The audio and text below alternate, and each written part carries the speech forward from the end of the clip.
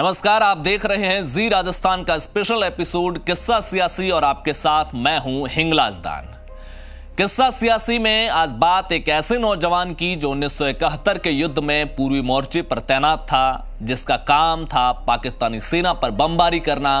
8 दिसंबर को जब मिशन पर रवाना हुए तो कॉल साइन था 40 और रडार का कॉल साइन था गुड वाइफ। वो पायलट जब एयरफोर्स का विमान लेकर पूर्वी पाकिस्तान में घुसा तो इंडिया के साथ साथ पाकिस्तान का रडार भी उसकी फ्रीक्वेंसी पर काम कर रहा था। पायलट को मैसेज मिला, for 0 this is your good wife. आप ऊंचाई से नीचे आए, बाएं मुड़े और बम गिराकर चले जाएं। पायलट ने सोचा जब सेफ हाइट में हैं तो नीचे क्यों जाएं, एंटी एयरक्राफ्ट गन निशाना बना सकती है। इसी बीच दूसरा मैसेज मिला, for 0 this is your real good wife. आपको ब्रीफिंग में पहले जो बताया है वही काम करें।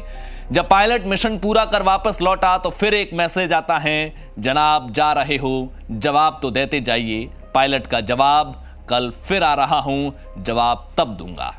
इस पायलट को अपने जाल में फंसाने की पाकिस्तान की कोशिश फेल हो गई। इस पायलट का नाम था राजेश पायलट उर्फ राजेश्वर प्रसाद बिधूड़ी। तो आज बात किस्सा सियासी में राजेश पायलट की।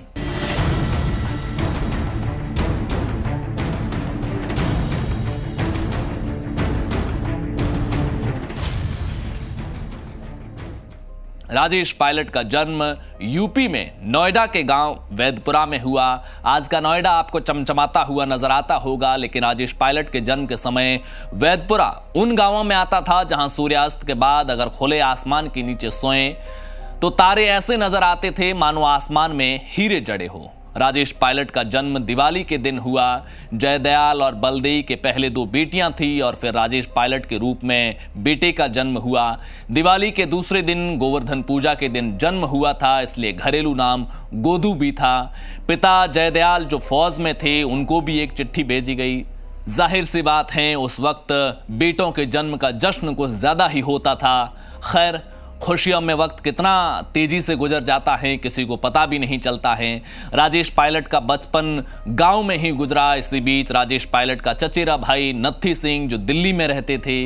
राजेश पायलट का जन्म सेकेंड वर्ल्ड वॉर की समाप्ति के लगभग हुआ था और कुछ वक्त बाद ही देश आजाद हुआ था, तो उस वक्त दिल्ली में होना बड़ा चर्चा का विषय होता था। वैसे राजेश पायलट के चचेरे भाई नत्थी सिंह दिल्ली में दूध बेचने का ही काम करते थे, लेकिन गांव में बड़ी चर्चा थी कि वीआईपी लोगों के घर आना जाना है, बड़े बड़े नेताओं और अफसरों से दुआ सलाम है। एक और बात, राजेश पायलट के नाम में बचपन से पायलट नहीं था, उनका नाम राजेश्वर प्रसाद बिधूड़ी था। बिधूड़ी एक जाति होती है। इसी बीच एक दिन राजेश के पिता की तबीयत खराब हो गई, उन्हें दिल्ली के सफदरजंग अस्पताल ले गए, लेकिन तब तक उनकी मौत हो गई। जयदयाल की मौत के बाद परिवार की जिम्मेदारी चचेरे भाई नत्थी सिंह ने संभाली। नत्थी सिंह राजेश्वर को भी पढ़ाने के लिए दिल्ली ले गए। नत्थी सिंह भी लुटियंस दिल्ली की खाली जगह पर झुग्गी में रहते थे। पास के खाली प्लॉट में डेयरी बना रखी थी। जो ये वाला प्लॉट था उसका आज के हिसाब से अगर एड्रेस देखें तो वो है 112 गुरुद्वारा रकाबगंज रोड, दिल्ली। राजेश्वर प्रसाद की जिंदगी की असली परीक्षा घर से दूर जाने के बाद शुरू हुई। दिल्ली में पढ़ाई भी करनी, भाई के साथ डेयरी का काम भी करना, भाई की दूध बांटने में मदद भी करना, तमाम काम। मुश्किल तो तब हुई जब नत्थी सिंह का नौकर भी भाग गया। सारा काम राजेश्वर प्रसाद पर आ गया। सर्दी हो या गर्मी, सुबह 4 बजे उठना पड़ता था। सबसे मुश्किल तो यह था कि सोना भी गाय भैंसों के बीच ही था, क्योंकि एक झुग्गी थी उसमें भाई नत्थी सिंह और भोजाई सोते थे। उठते ही भैंसों को चारा डालना, गोबर हटाना, भैंसों को दूहना और फिर तमाम दूसरे काम। नत्थी सिंह ने राजेश्वर का दिल्ली में बेयर्ड रोड पर एक स्कूल में एडमिशन करवाया, लेकिन गरीबी की वजह से स्कूल में भी कई बार जलालत झेलनी पड़ी। एक रोचक किस्सा सुनाता हूं। एक दिन राजेश्वर स्कूल पहुंचे तो पता चला कि स्कूल में दौड़ होने वाली है और दौड़ जीतने वाले को गणतंत्र दिवस की परेड में सिलेक्शन होना था। लेकिन दौड़ शुरू होने से पहले राजेश्वर जैसे कुछ छात्रों को बाहर कर दिया, क्योंकि उनके पास स्कूल की ड्रेस नहीं थी। लेकिन राजेश्वर दौड़ना चाहता था। गरीबी झेल रहे बच्चे में इस बात का जुनून था कि शायद परेड में सिलेक्शन हो जाए तो कुछ इनाम भी मिल सकता है, कुछ फायदा हो जाएगा। राजेश्वर जब टीचर से ये रिक्वेस्ट कर रहा था तो वहां खड़े प्रिंसिपल ने भी सुन लिया। राजेश्वर को दौड़ने का मौका मिला। क्लियर भी की और परेड में सिलेक्शन भी हुआ। दूसरे दिन सुबह जब वो घर से दूध देने निकल रहा था तभी वो स्कूल वाले प्रिंसिपल उसके घर आए। वो राजेश्वर के लिए एनसीसी की ड्रेस लेकर आए थे ताकि वो परेड में भी भाग ले सके और एनसीसी में आगे भी बढ़ सके। 8वीं पास करने के बाद उसका स्कूल बदल गया। अब वो बिड़ला रोड वाले municipal boys senior secondary school में चले गए। राजेश्वर ने इंग्लिश में साइंस की स्टडी शुरू की। जाहिर सी बात है उस दौर में अंग्रेजी और साइंस ये अमीर घरों के बच्चों का सब्जेक्ट हुआ करता था। जब उनको पता चला कि राजेश्वर झुग्गी में रहता है और दूध बेचता है तो मजाक भी उड़ा। हालात ये थे कि राजेश्वर एक ऑमलेट के लिए अमीर बच्चों का होमवर्क किया करते थे। जाहिर सी बात है परिवार में गरीबी थी तो 10वीं पास करने के बाद नौकरी का दबाव भी बढ़ने लगा। राजेश्वर बड़ा अफसर बनना चाहते थे लेकिन बड़े भाई नत्थी सिंह का दबाव था कि परिवार के हालात ठीक नहीं हैं, जितना जल्दी हो सके एक बार कोई तो नौकरी हाथ में ले लो। इसी बीच एयरमैन की भर्ती आई, फॉर्म भरा, सिलेक्शन भी हुआ, ज्वाइनिंग का लेटर भी आया। राजेश्वर इस नौकरी में जाना नहीं चाहते थे लेकिन परिवार के दबाव में जाना पड़ा। लेकिन वो बीच रास्ते में ही उन्होंने ये तय किया कि नहीं, मुझे ये छोटी नौकरी नहीं करनी है, मुझे कुछ बड़ा करना है। वो अपने रिश्तेदार के घर चला गया, वहां हफ्ता भर रुका और वापस लौट आया।